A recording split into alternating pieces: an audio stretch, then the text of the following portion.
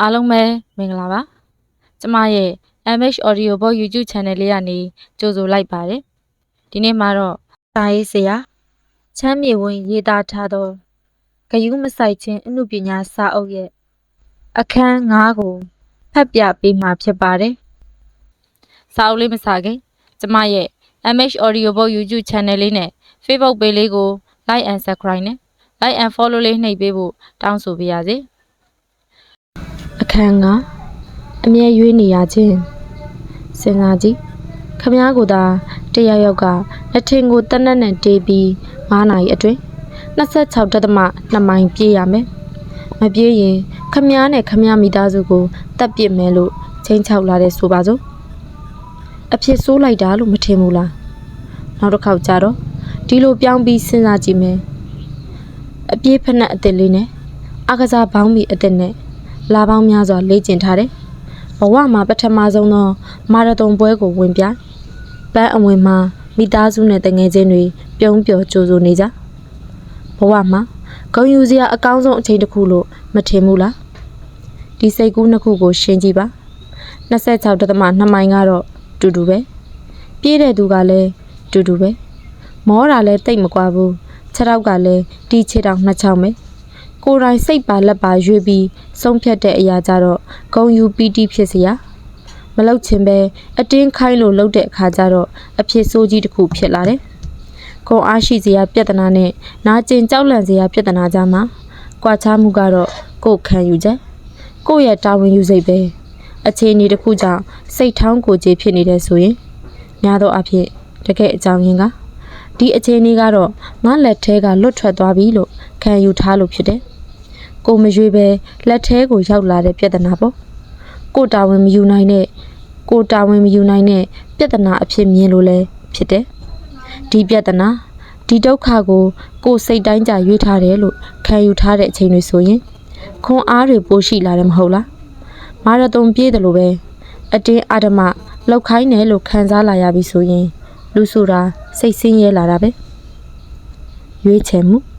ဝီလီယံကျိန်းမှာပြဿနာတွေရှိနေတယ်တကယ်ဆိုးတဲ့ပြဿနာတွေချမ်းသာကြွယ်ဝတဲ့မိသားစုကမွေးလာပေမဲ့ကျမ်းမာရေးပြဿနာတွေက16000မျက်စိကလည်းတိတ်မကောင်းခြင်းဘူးအစာအိမ်ယောဂလည်းရှိအစာမှားတာနဲ့ပြက်အန်ထွက်တယ်နားကလည်းနည်းနည်းလေးတယ်တခါတလေကြော်ရိုးအောင်ပြီဆိုလူဆိုတာထိုင်လို့တော့မရဘူးကျမ်းမာရေးပြဿနာတွေကြောင့်ချင်းတယောက်အိမ်မှာပဲအနေများတယ်အပေါင်းအသင်းကလည်းနည်းနည်းရဲ့ကျောင်းမှာလည်းစာသိပ်မတော်ဘူးလေဒါနဲ့အိမ်ထဲမှာနေပကြီးဆွဲနေတာများတယ်ပကြီးဆွဲရတာတော့အကြိုက်တာ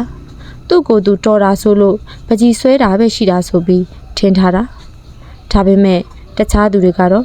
သူ့ကိုပကြီးဆွဲတော်တယ်လို့မထင်ဘူးအသက်သာကြည်လာတယ်ဘယ်သူမှသူ့ပကြီးကားတွေကိုမဝဲဘူးနှစ်ကြာလာတော့သူ့အဖေစီးပွားရေးသမားတထဲကြီးပေါ့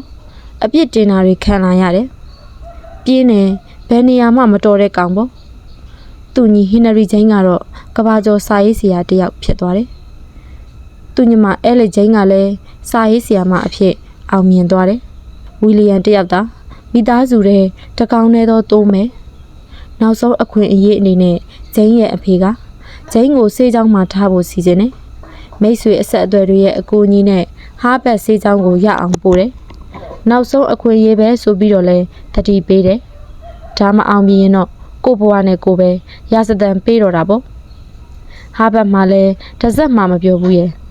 စေပညာကိုစိတ်ဝင်စားကြည့်လို့ကိုမရဘူးသူ့ကိုယ်သူအတုအယောင်အဆောင်လို့ပဲခံစားနေရတယ်ကိုဒုက္ခတွေကိုတောင်မရှင်းနိုင်တာလူများအသက်ကိုဘယ်လိုကယ်တင်မလဲပေါ့ဒိုင်ယာရီထဲမှာရေးတယ်သူ့ကိုယ်သူဆရာဝန်လို့မခံစားရဘူးလူနာတယောက်လိုပဲခံစားရတယ်တဲ့နှစ်အနှဲငယ်ထက်ကြသွားတယ်အဖေတားတဲ့ကြားကနေချင်းတယောက်ကျောင်းကနေထွက်လိုက်တယ်အိမ်ပြန်ရင်အဆူအဟောက်ခံရမယ်ဒဏ်ကိုမခံနိုင်လို့ဖြစ်မယ်ကျောင်းကထွက်ပြီးတာနဲ့ချက်ချင်းပဲအမေဆုံးအမြဲစိန်တော်တဲ့ကိုလေ့လာရေးခရီးထွက်မဲ့အဖွဲနဲ့လိုက်ဖို့စရင်ပေးလိုက်ပါလေရောဒါ1860တုန်းကတိုက်ကြီးတိုင်းနဲ့တိုင်းခရီးသွားရတာအင်မတန်ခက်သေးတယ်အသက်ပါရင်းပြီးသွားရတာမျိုးချင်းတယောက်အမေဆုံးတော်တဲ့ရောက်သွားတယ်ရောက်တော့မှတကယ်ပြဿနာကစားတာ အလာခရီးမှာတော့တိတ်မဖြစ်ဘူးရောက်ပြီးလေလာရေးထွက်တဲ့ပထမနေ့မှာစဖြစ်တာဝတ်သက်ပေါက်ပြီးတေမလို့ဖြစ်တာကြောအောင်တဲ့ဓာတ်ကလည်းပြန်ဖြစ်လာတယ်လမ်းလျှောက်လို့မရတဲ့အထိကိုရီဘူးအဖျားတက်အစားတောင်စားမရဘူးလေလာရေးအဖွဲကလည်းသူ့ကိုဒီတိုင်းထားခဲ့တယ်တောင်အမေရိကတိုက်အလဲကောင်မှာတက်ရောက်တယ်ပြန်လန်းကလည်းမသိဒါပေမဲ့ကံအကြောင်းထောက်မှစွာနဲ့ချိန်တယောက်အိမ်ပြန်ရောက်လာတယ်စိတ်ပြက်လက်ပြက်နဲ့သူ့အဖေကစောင့်နေတာပေါ့ဒီအချိန်ကျတော့ချိန်အသက်က30နာကတ်နေပြီအလောက်ကလည်းအခုထိမရှိလောက်သမျှလည်းမအောင်မြင်ကျမ်းမာရေးကလည်းစုပ်ပြက်နေကောင်းလာမဲ့ပုံလည်းမရှိသူများတကာထက်သားတဲ့အခွင့်အရေးတွေရခဲ့တာတော့မှမအောင်မြင်ခဲ့ဘူးလေသူ့ဘဝမှာစိတ်ချရတာဆိုလို့ဒုက္ခတွေနဲ့စိတ်ပြက်စရာတွေပဲရှိတယ်ဆိုပြီးခံစားလာရတယ်တေချောင်းကြံမှုအထိပါစဉ်းစားလာတယ်ကိုတက်သေးဖို့အစီအစဉ်ဆွဲတယ်ဒါပေမဲ့တညကြတော့ဓာတ်တနိကပညာရှင်ချားပိရရဲ့စာအုပ်တအုပ်ကိုဖတ်ရင်ဂျိန်းတယောက်အကြံတစ်ခုရသွားတယ်ဒီအကြံကိုစမ်းသပ်ကြည့်မယ်ပေါ့သူ့ဒိုင်ယာရီထဲမှာချရေးတယ်တနှစ်တိတိဖြစ်သမျှအကြောင်းငါကြောင့်ပဲဆိုပြီးတာဝန်ယူမယ်ဆိုပြီးဆုံးဖြတ်လိုက်တယ်ဒီတစ်နှစ်အတွင်းမှာသူတက်နိုင်သမျှပြောင်းလဲဖို့ကြိုးစားမယ်ဒါလည်းဘာမှဖြစ်မလာဘူးဆိုရင်တော့သူ့မှာအစွမ်းအစမရှိတာသိကြသွားပြီဒီလိုသိကြသွားရင်တော့ကိုတက်သေးမဲဆိုပြီးဆုံးဖြတ်လိုက်တယ်ဒါနဲ့ဇက်သိန်းတော့ဝီလီယံဂျိန်းဟာအမေရိကန် psychology စိတ်ပညာဗေဒလောကရဲ့ဖခင်ကြီးဖြစ်လာတယ်သူစာအုပ်တွေကိုမရေမတွက်နိုင်အောင်ဘာသာပြန်တွေထုတ်ပြီးတာသူခေသူအခါရဲ့အရေးအကြီးဆုံးအလွမ်းမိုးနိုင်ဆုံးသောဓာတ်တနိကပါရဂူစိတ်ပညာပါရဂူ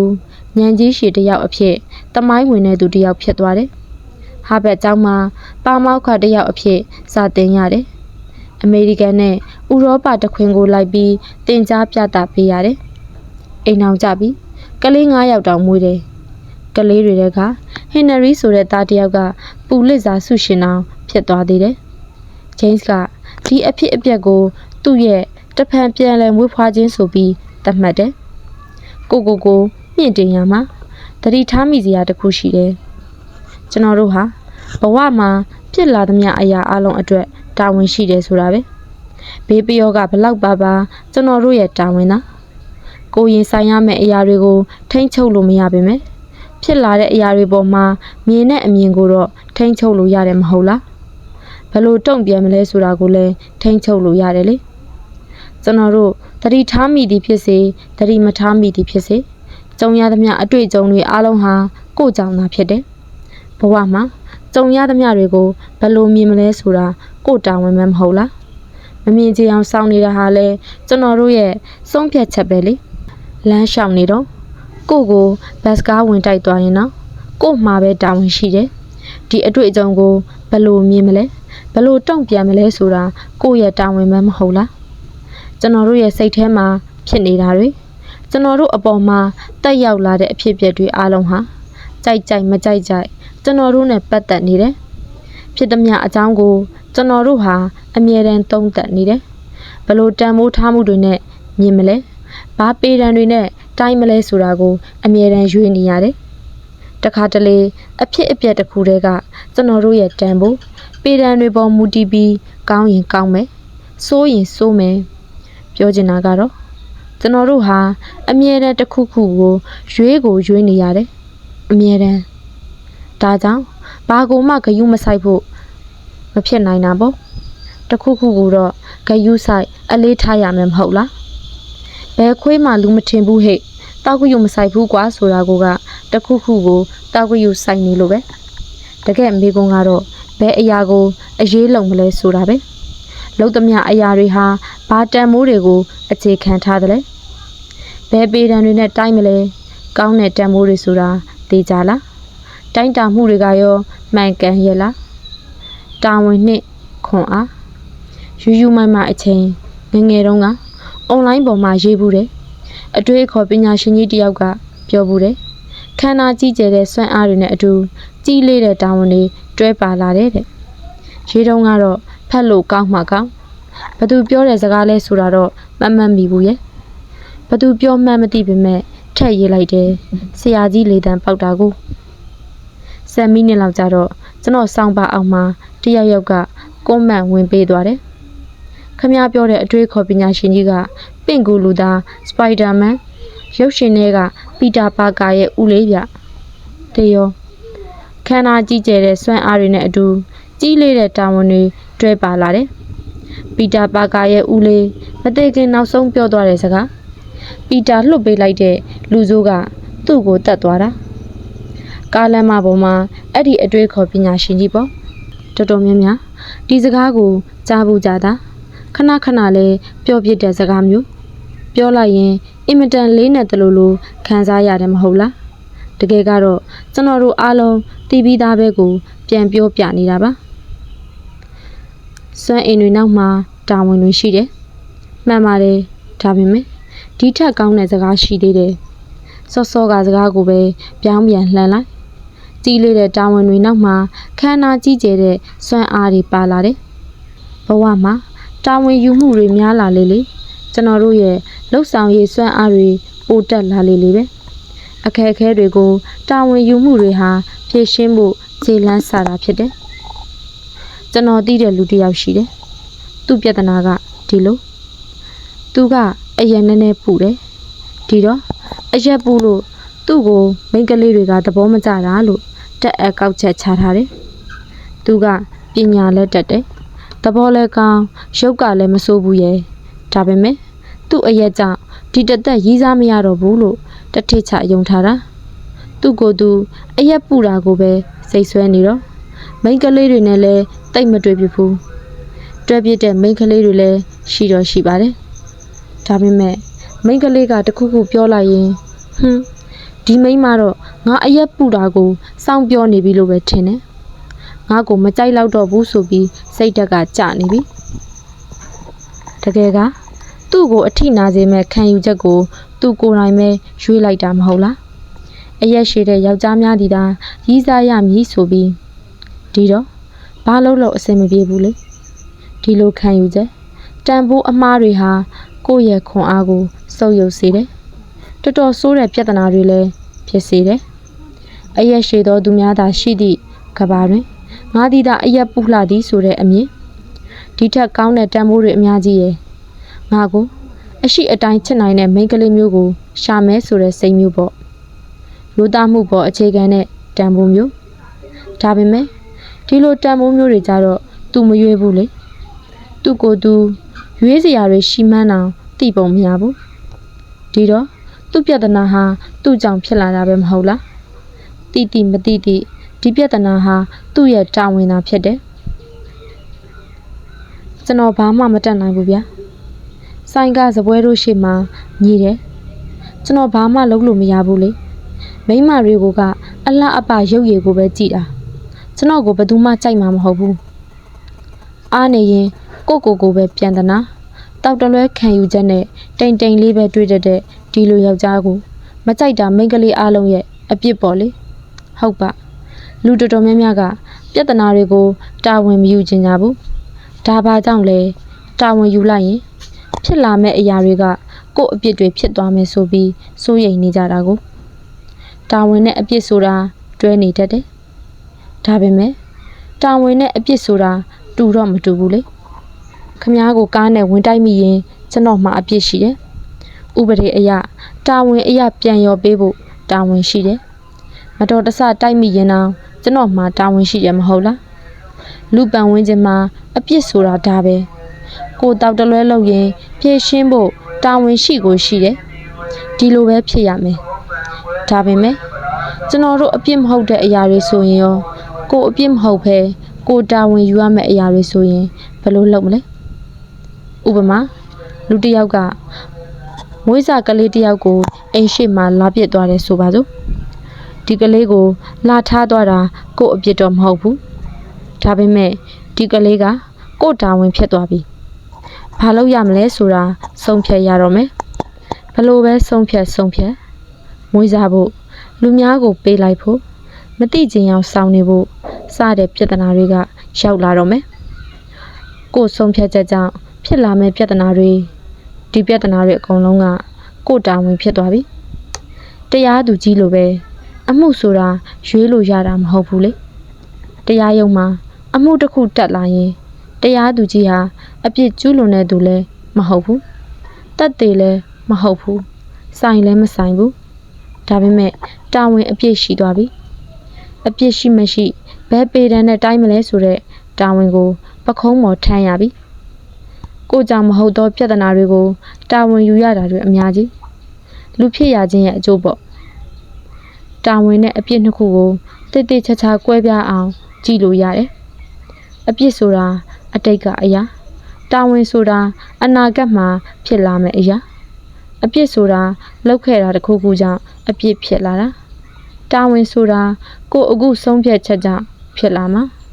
နေ့စဉ်စက္ကန့်တိုင်းရဲ့ဆုံးဖြတ်ချက်တွေဥပမာဒီစာအုပ်ကိုဖတ်ဖို့ဆုံးဖြတ်လိုက်လို့အခုဖတ်နေတာမဟုတ်လားစာအုပ်ထဲကပြောနေတဲ့အရာတွေကိုစဉ်းစားဖို့ဆုံးဖြတ်တယ်ပြောတဲ့အရာတွေမှန်လားမှားလားဆုံးဖြတ်နေတယ်ကျွန်တော်ပြောနေတာတွေတောက်တလွဲဖြစ်နေရင်ကျွန်တော်အပြစ်ဒါပေမဲ့ကျွန်တော်ပြောတာတွေကိုဘယ်လိုလက်ခံမလဲဆိုတာစာဖတ်သူရဲ့တာဝန်ဖြစ်သွားပြီမဟုတ်လားကျွန်တော်ရေးချင်တာတွေရေးနေတာစာဖတ်သူရဲ့အပြစ်မဟုတ်ပေမဲ့ကျွန်တော်စာကိုဖတ်ဖို့မဖတ်ဖို့ဆုံးဖြတ်တာကတော့စာဖတ်သူရဲ့အပိုင်းလုံးလုံးဖြစ်သွားပြီကိုပြဿနာအတွက်တာဝန်အရှိဆုံးကအမြဲတမ်းကိုယ်တိုင်သာဖြစ်တယ်ကိုစိတ်ဆင်းရဲနေရတာလူများတွေရဲ့အဖြစ်ဖြစ်ရင်ဖြစ်မယ်ဒါပေမဲ့ကိုစိတ်ချမ်းသာဖို့ဆိုတာကိုတာဝန်သက်သက်ပဲဘာဖြစ်လို့လဲဆိုတော့ကိုဘယ်လိုခံစားမလဲကိုဘယ်လိုမြင်မလဲဘယ်လိုပုံစံနဲ့သုံးသပ်ဆင်ခြင်မလဲဘာတွေကိုတန်ဖိုးထားမလဲဆိုတာကိုတယောက်တည်းပဲလုပ်လို့ရတာတွေဖြစ်နေလို့ပဲကျွန်တော်ပထမဆုံးအခြေဥပေါ့သူကျွန်တော်ကိုဖြတ်သွားတာလှပပပဲသူ့ကိုစာတင်တဲ့ဆရာနဲ့ကြိုက်သွားတာအမှတ်တရပေါ့အမှတ်တရဆိုတာအစာအိမ်ကိုအချက်200လောက်ကန်ခံရတယ်လို့ခံစားရတာကိုပြောတာကျွန်တော်တိတိချင်းသူ့ကိုတက်တယ်ပဲဆွဆွဲတော့ကျွန်တော်ကိုချက်ချင်းဖြတ်သွားတာသူနဲ့ကျွန်တော်3နှစ်လောက်ကြိုက်လာခဲ့တာတွေမြောင်းနေရောက်လာပေါင်းများစွာအလူးအလိမ့်ခံရတယ်ကျွန်တော်စိတ်ဆင်းရဲမှုတွေဟာသူ့မှာတာဝန်ရှိတယ်ပေါ့လေဒီလိုထင်တော့ပို့စိတ်ဆင်းရဲလာတယ်တွေ့လားသူ့ကိုကျွန်တော်ထိမ့်ချုပ်လို့မှမရတာကိုဖုန်းတွေဘလောက်ဆက်ဘလောက်ပဲစိတ်ဆိုးမှန်ဆိုးနဲ့အော်ဘလို့ပဲတောင်းမှန်သူ့အိမ်ရှိမှာဘလို့ပဲသွားငိုပြရီးစားဟောင်းတွေလုံနေကြအရာတွေအကုန်ဘလို့လုံသူ့ခံစားချက်တွေသူ့ဆုံးဖြတ်ချက်တွေကကျွန်တော်လက်ထဲမှာမရှိဘူးလေနောက်ဆုံးတော့ကျွန်တော်ခံစားရအောင်လုပ်တာသူ့အပြစ်ဖြစ်ပေမဲ့ကျွန်တော်ခံစားမှုအတွက်သူ့မှာတာဝန်မရှိဘူးမဟုတ်လားကျွန်တော်တာဝန်ပဲလေမျက်ရည်တွေအရက်ခွက်တွေကြားမှာကျွန်တော်စိတ်တွေတဖြည်းဖြည်းပြောင်းလဲလာတယ်နည်းနည်းပိုနားလည်လာတယ်ဆိုပါတော့ကျွန်တော်ကိုဆိုးဝါးတွေလှုပ်သွားတာသူ့အပြစ်ဆိုတာမှန်ပေမဲ့ကျွန်တော်ရဲ့စိတ်ချမ်းသာခြင်းကိုပြန်ရဖို့ကတော့ကျွန်တော်မှာတာဝန်ရှိတယ်ဆိုတာသဘောပေါက်လာတယ်ပြိုလဲသွားတဲ့ကျွန်တော်ဘဝကိုသူလာပြင်ပေးမှာမဟုတ်ဘူးလေကျွန်တော်ပဲပြန်တိဆောက်ရမှာဒီလိုဆုံးဖြတ်လိုက်တော့ပြောင်းလဲမှုတွေစဖြစ်လာတယ်ပထမဆုံးကျွန်တော်ပြန်ပြီးထူထောင်ဖြစ်လာတယ်လေ့ကျင့်ခန်းတွေပြန်လုပ်ပစ်ထားတဲ့တငယ်ချင်းတွေနဲ့ပြန်ပေါင်းတငယ်ချင်းအသစ်တွေကိုတမင်လိုက်ရှာတယ်လူမှုရေးအလုပ်တချို့မှာဝင်ကူတယ်ခရီးထွက်တယ်စိတ်ထဲမှာနည်းနည်းပြန်တက်တာလာတယ်ကျွန်တော်အရင်ရီးစားကိုအခုထီလဲစိတ်နာတော့မယ်ဒါပေမဲ့အ ਨੇ ဆုံးတော့ကျွန်တော်ခံစားချက်တွေကိုကိုယ်တိုင်တာဝန်ယူနိုင်ပြီမဟုတ်လားပိုကောင်းတဲ့တန်ဖိုးတွေကိုရွေးနိုင်သွားပြီကိုပိုနားလည်အောင်ကူညီပေးတဲ့တန်ဖိုးတွေဒီလိုကျွန်တော်ခံစားချက်တွေအတွက်သူ့မှာတာဝန်ရှိတယ်ဆိုတဲ့ခံယူချက်ကြောင့်အရင်ရီးစားကျွန်တော်ကိုထားသွားတာလည်းဖြစ်နိုင်တယ်နောက်အခန်းတွေရောက်မှဆက်ပြောပြပါမယ်ဒါနဲ့ပဲတစ်နှစ်လောက်ကြာတော့ထူးခြားတာတစ်ခုဖြစ်လာတယ်အရင်တုန်းကကျွန်တော်တို့နှစ်ယောက်တွဲခဲ့တာကိုပြန်စဉ်းစားရင်မမြင်ခဲ့မိတာတွေကိုသတိထားမိလာတယ်သတိမထားမိတဲ့ပြဿနာတွေကျွန်တော်ဖြေရှင်းလို့ရရတဲ့နဲ့မဖြေရှင်းခဲ့တာတွေကျွန်တော်ကြောင့်ဖြစ်ခဲ့တဲ့ပြဿနာတွေဒီတော့မှနည်းနည်းပိုသဘောပေါက်လာတယ်ကျွန်တော်လဲ6ပြစ်ကင်းနဲ့ရီးစားဟုတ်ချင်မှဟုတ်ခဲ့မှာ ကျွန်တော်နဲ့နေရတာတကယ်ပြောတယ်ဆိုရင်ကိုယ်ရမှာပဲဖောက်ပြန်ပါမလဲမဟုတ်ဘူးလားအရင်ကြီးစားဒီလိုဖောက်ပြန်တာမှန်တယ်လို့တော့မဆိုလိုဘူးဒါပေမဲ့ကျွန်တော်အပြစ်တွေကိုကျွန်တော်ပြန်မြင်နိုင်ခြင်းဟာအကျိုးရှိတယ်ကျွန်တော်ထင်ထားသလိုငါဟာခံလိုက်ရသူတတ်ပါလားဆိုတဲ့စိတ်ကိုကူစားပေးတယ်ဒီလိုပြဿနာပေါင်းစုံနဲ့တမီးကြီးစားဘဝကိုတတ်ဆိုးရှည်အောင်ငါလုပ်ခဲ့တာပါလားဆိုတာပြန်မြင်လာတယ်တကယ်ကြတော့စိတ်တူကိုယ်တူကြီးစားတွေကပုံမြဲတယ်မဟုတ်လားသူနဲ့ဘလောက်ကြာအောင်တွဲခဲ့တာသူ့လိုပဲကျွန်တော်မှလည်းမှားနေတာတွေရှိနေလို့ဖြစ်မယ်မဟုတ်လားကိုကြီးစားကတကူကောင်းဆန်နေကိုနာကျင်အောင်လုပ်နေတယ်ဆိုတာကိုတိုင်းကလည်းတကူကောင်းဆန်သူ့ကိုနာကျင်အောင်လုပ်နေလို့ဖြစ်မယ်ဆိုတာသိလိုက်ရတယ်ဆိုပါတော့ကျွန်တော်ရဲ့တကယ်အဖြစ်တွေကရီးစားဟောင်းရဲ့ခံယူချက်တွေကိုမမြင်ခဲ့တာမမြင်ချင်အောင်စောင်းခဲ့တာကိုပြန်ကြည့်တော့လဲအရန်ကြီးကောင်းနဲ့ကောင်းမဟုတ်ခဲ့ပါဘူးခဏ88ဆက်နေခဲ့တာတွေလည်းရှိတယ်သူလိုအပ်တဲ့အချိန်တွေမှာအနားမရှိခဲ့တာတွေလည်းရှိတယ်အပိုင်တွက်ပြီးဆရာကြီးလိုဆက်ဆံခဲ့တာတွေလည်းရှိတယ်ဒါတွေကကျွန်တော်အဖြစ်တွေကျွန်တော်မှားလို့သူမှန်သလားဆိုတော့လည်းမဟုတ်ပြန်ဘူးဒါပေမဲ့ဒီလိုအမှားမျိုးတွေဘယ်တော့မှထပ်မလုပ်မိဖို့တာဝန်ယူစိတ်ကိုကျွန်တော်မွေးပြစ်သွားတယ်နောက်တစ်ခါထပ်မဖြစ်အောင်ပေါ့နောက်တွေ့ရမယ်လက်တွဲပေါ်တွေနဲ့ဆိုရင်ဒါမျိုးထပ်မဖြစ်ဖို့ငါတာဝန်ဆိုတာကိုလက်ခံခဲ့တယ်ဝမ်းသာစရာသတင်းကတော့ဒီလိုအဖြစ်မျိုးထပ်မဖြစ်တော့တာပါပဲဖောက်ပြန်တဲ့ရီးစားတွေထပ်မတွေ့ခဲ့ဘူးရင်ဘတ်တွေလည်းမအောင်ရတော့ဘူးကိုပြဿနာကိုတာဝန်ယူပြီးတိုးတက်အောင်လုပ်နိုင်ခဲ့တယ်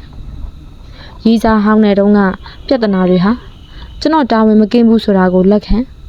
နောက်လက်တွဲပေါ်တွေနဲ့တွေ့တဲ့အချိန်မှာနောက်ထပ်ပြဿနာအသစ်တွေကိုပိုတာဝန်ယူနိုင်လာတယ်ဆိုပါတော့ပြောရင်ယုံဝခက်မယ်ကျွန်တော်အတွက်တော့ရီးစားဟောင်းကန်ထုတ်တာခံရတဲ့အတွေ့အကြုံဟာအနာကျင်ဆုံးအတွေ့အကြုံတစ်ခုဖြစ်ခဲ့တယ်လို့အရေးကြီးဆုံးအတွေ့အကြုံတစ်ခုလည်းဖြစ်ခဲ့ပါတယ်စိတ်ပိုင်းဆိုင်ရာတိုးတက်မှုမှာအတိကတွန်းအားတစ်ခုလည်းဖြစ်ခဲ့တယ်အတိပြဿနာတစ်ခုကပေးတဲ့အတွေ့အကြုံကနောက်ပိုင်းအောင်မြင်မှုတရားစင်လောက်ကပေးတဲ့အတွေ့အကြုံတွေထက်ကျွန်တော်ကိုပို့ပြီးသင်ခန်းစာရစေခဲ့တယ်အောင်မြင်မှုပျော်ရွှင်မှုတွေဆိုရင်တော့ကျွန်တော်တို့အားလုံးတာဝန်ယူဖို့အလူအယက်ပဲမဟုတ်လားငါကြောင့်ဆိုပြီးနာမည်ခံခြင်းလို့ရန်တောင်ဖြစ်ယူရတယ်ဒါပေမဲ့ပြဿနာတွေကိုတာဝန်ယူတတ်ဖို့ကပိုအရေးကြီးပါတယ်ဒီလိုတာဝန်ယူခြင်းကသာစစ်မှန်တဲ့တိုးတက်မှုဆိုတာကိုပေးနိုင်တာအခြားသူကိုအပြစ်တင်တာကိုနှစ်နေတာနဲ့တူတူပါပဲအဖြစ်ဆိုးများအတွက်အဖြစ်ဒါပေမဲ့တကယ်အဖြစ်ဆိုးတွေကိုအဖြစ်ဆိုးများအတွက်အဖြစ်ဒါပေမဲ့တကယ်အဖြစ်ဆိုးတွေကိုကြတော့ဘယ်လိုရင်ဆိုင်ကြမလဲအလုပ်ကိစ္စနဲ့ပတ်သက်တဲ့ပြဿနာတွေမိသားစုပြဿနာတွေအတွက်လူတော်တော်များများကတာဝန်ယူတတ်ပြီးသားပါဒါပေမဲ့ကြီးမားတဲ့အဖြစ်ဆိုးတွေကြုံလာရင်တော့တာဝန်ယူခြင်းဆိုတဲ့ယထာဘောကအလူအယက်ခုံဆင်းကြတာတွေရှိတယ်။နာကျင်မှုတွေကိုရင်ဆိုင်ဖို့ခက်ခဲလွန်းတာကြောင့်ဒါပေမဲ့တိတ်တိတ်ချာချာစဉ်းစားကြည့်ပါ။ပြဿနာကပိုဆိုးသွားတာမှန်ပေမဲ့နောက်ွယ်ကအမှန်တရားကတော့အတူတူပဲ။ဓမြတိုက်ခံရတယ်ဆိုပါစို့တေးကြတယ်။ဒါခမအပြစ်တော့မဟုတ်ဘူးလေ။ဒါပေမဲ့အိမ်ရှိမှလာပြစ်သွားတဲ့မိုးကင်းစာကလေးလိုပဲ။တေးရရှင်ရဲ့ဆုံးဖြတ်ချက်ချဖို့ကခမရဲ့တာဝန်ဖြစ်လာပြီ။ဓမြကိုပြန်ချမှလားတွေးပြက်ကြောက်လန့်နေမှလားကြက်သေးနေမှလားရဲကိုဖုံးဆက်မှလားမေ့ပြစ်လိုက်ပြီးမသိတယ်လို့စက်နေမှလားဒီဆုံးဖြတ်ချက်တွေကတော့ခမရဲ့တာဝန်တွေပဲမဟုတ်လားဓမြတိုက်ခံရဖို့တော့ရွေးခဲ့တာမဟုတ်ဘူးဒါပေမဲ့ဒီအတွေ့အကြုံကနေကိုယ့်ရဲ့စိတ်ပိုင်းဆိုင်ရာကိုယ်ခန္ဓာပိုင်းဆိုင်ရာဥပဒေပိုင်းဆိုင်ရာနောက်ဆက်တွဲတွေကကိုတာဝန်ယူတာဒါပေမဲ့အတွေ့အကြုံကနေကိုယ့်ရဲ့စိတ်ပိုင်းဆိုင်ရာကိုယ်ခန္ဓာပိုင်းဆိုင်ရာဥပဒေပိုင်းဆိုင်ရာနောက်ဆက်တွဲတွေကကိုယ်တိုင်တာဝန်ယူရွေးချယ်ရမယ့်အရာတွေဖြစ်သွားပြီ2008တုန်းကတာလီဘန်အကြမ်းဖက်အဖွဲ့တွေကပါကစ္စတန်အရှေ့မြောက်ဘက်စွတ်တောင်ကြားကိုသိမ်းပိုက်ထားတယ်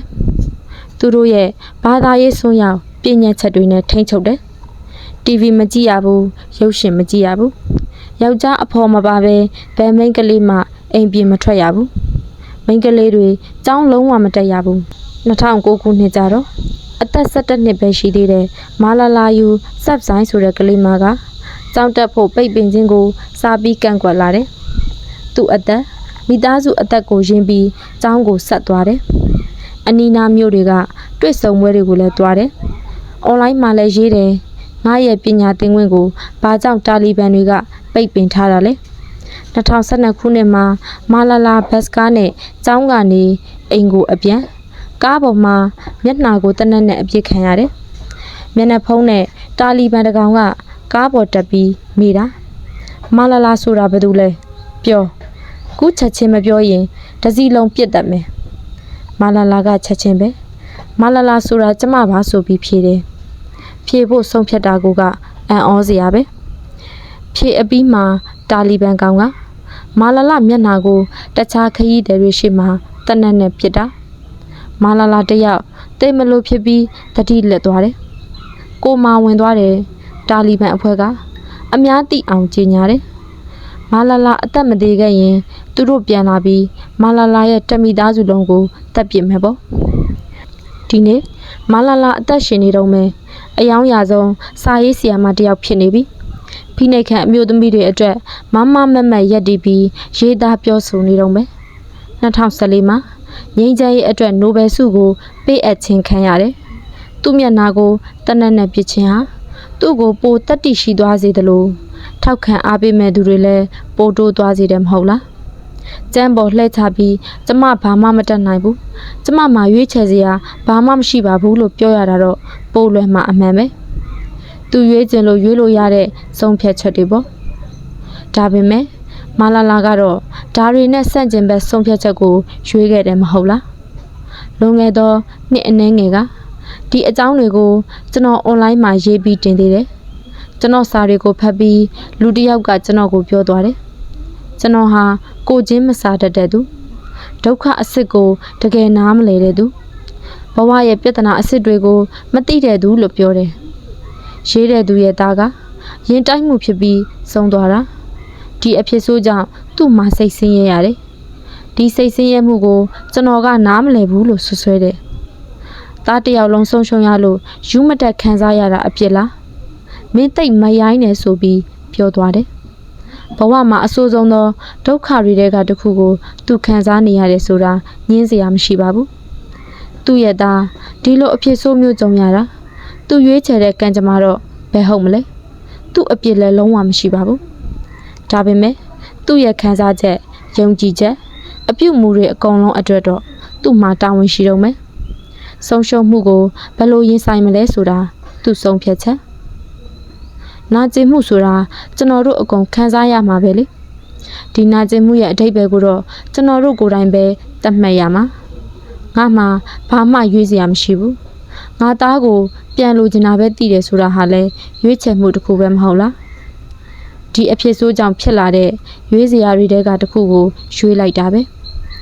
ဒါပေမဲ့ကျွန်တော်ဘာမှပြန်မပြောခဲ့ပါဘူး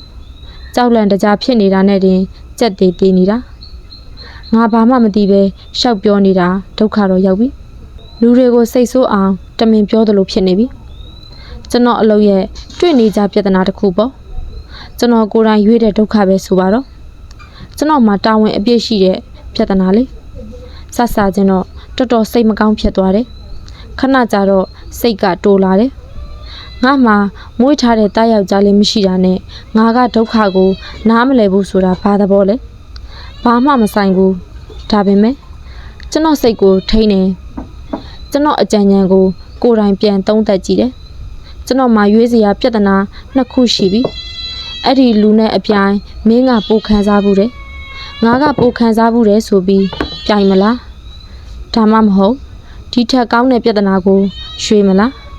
ကျွန်တော်ရဲ့စာဖက်သူတွေကိုနားလည်ဖို့နောက်အဖြစ်ဆိုးတွေနာကျင်စရာတွေအကြောင်းရေးတိုင်းဒီလူကိုသတိရဖို့ဒါကိုပဲကျွန်တော်ရွေးလိုက်ပါတယ်နောက်ဆုံးတော့သူ့ဆုံးရှုံးမှုအတွက်ကျွန်တော်စိတ်မကောင်းပါဘူးလို့ပဲပြန်ရေးလိုက်ပါတယ်တကယ်တမ်းကျတော့လေဒါထက်အပြင်ဘာများထပ်ပြောစရာကြံသေးလို့လဲဘဝအကျိုးပေးနှစ်လက်ထဲကဖဲချက်များ2013မှာ BBC အဖွဲ့အစည်းက OCD ယောဂါအလွန်အမင်းစိတ်ပူတတ်ခြင်း အဆွဲအလံကြီးခြင်းယောဂရှိတယ်ဆယ်ကျော်သက်လူငယ်တွေကိုစုပြီး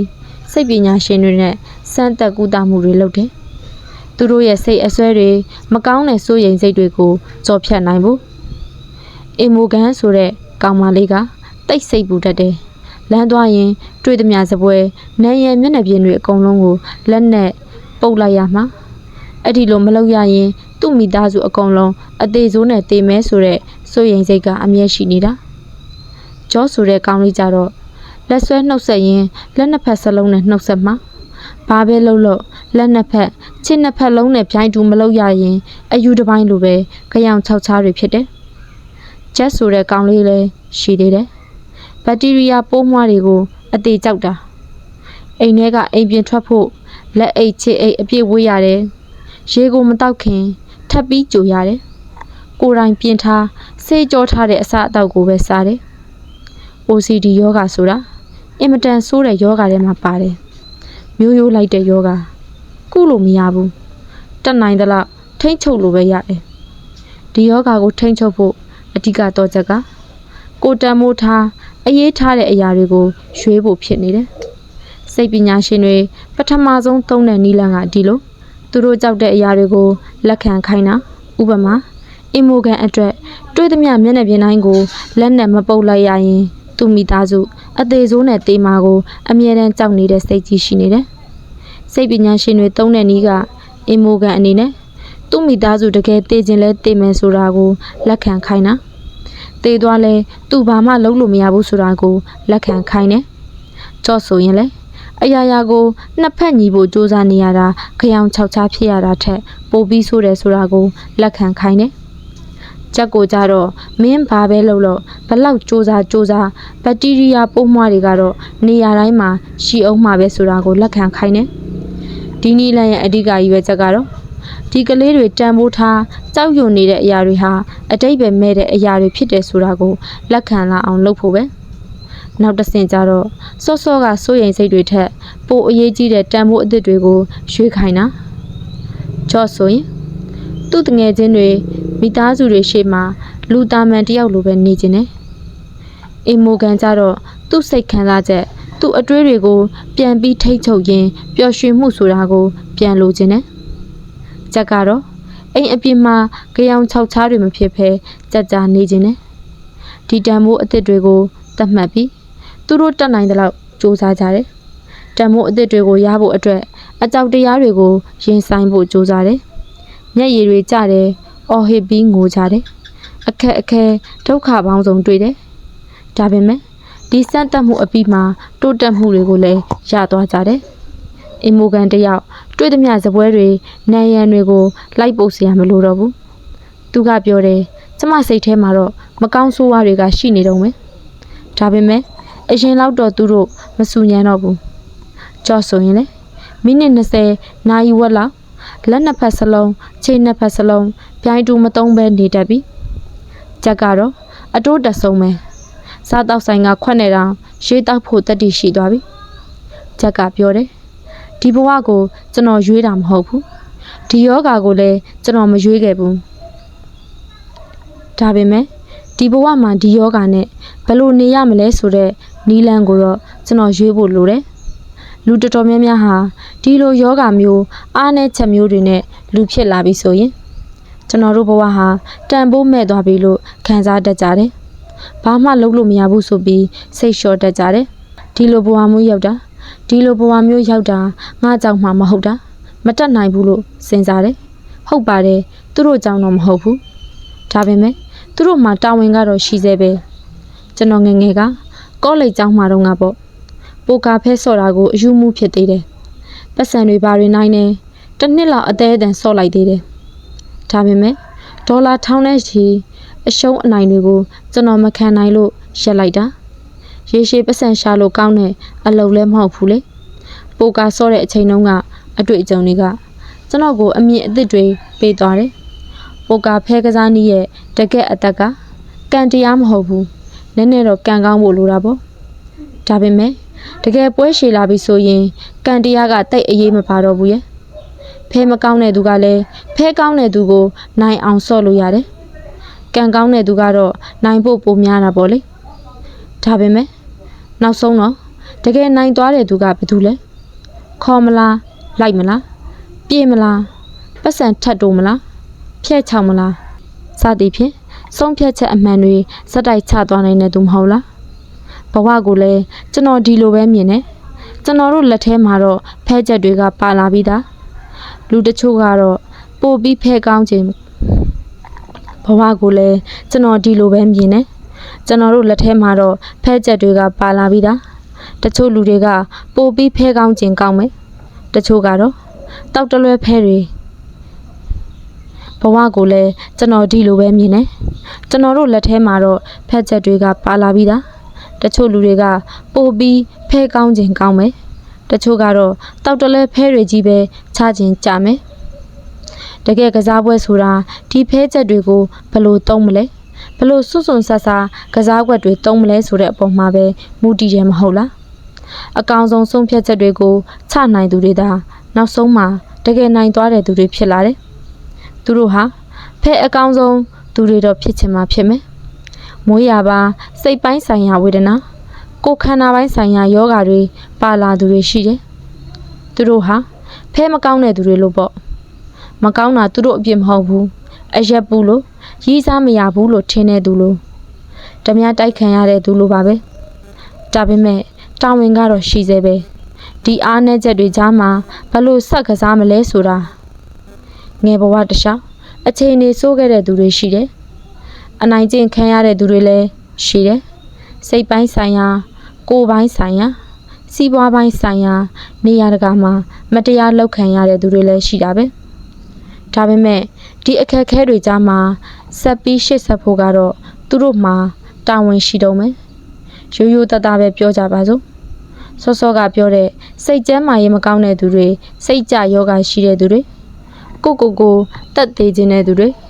ချစ်သူကိုဆုံးရှုံးမှုသူတွေမိသားစုနဲ့ခွဲရတဲ့သူတွေကျမ်းမာရေးမကောင်းသူတွေမတော်တဆဖြစ်ဖူးသူတွေစိတ်တက်ကြနေသူတွေ